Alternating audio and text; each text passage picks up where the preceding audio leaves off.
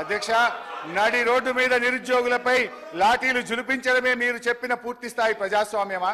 Arts కాలేజీలో జరుగుతున్న లాఠీ చార్జీని చిత్రీకరిస్తున్న జర్నలిస్టును అసభ్య పదజాలంతో బూతులు తిట్టి కొట్టడమేనా కాంగ్రెస్ మార్కు ప్రజాపాలన?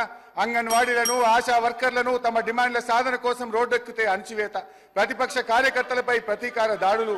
మొత్తం మీద కాంగ్రెస్ పార్టీ తెచ్చిన మార్పు ఎట్లా ఉందంటే విద్యార్థినీలకు ఇస్తామన్న స్కూటీలలో లేదు, పోలీసులు విచ్చలవిడిగా ప్రయోగిస్తున్న లాఠీలా ఉంది. అధ్యక్ష హరీష్ రావు గారు కన్క్లూడ్ చేయండి, టైం అయిపోయింది, కన్క్లూడ్ చేయండి సార్. అట్లా కాదు సార్, 15 నిమిషాలు.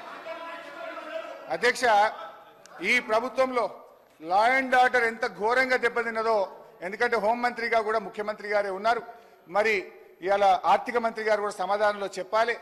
ఈ ప్రభుత్వం వచ్చిన 8 నెలల కాలంలో లా అండ్ ఆర్డర్ బాగా దెబ్బతిన్నది. అధ్యక్ష, మర్డర్లు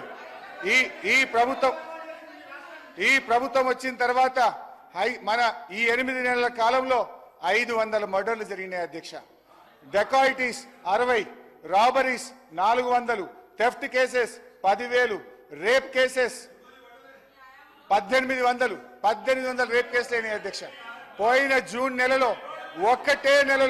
ఒక్కటే జూన్ నెలలో ఒక హైదరాబాద్ నగరంలో 28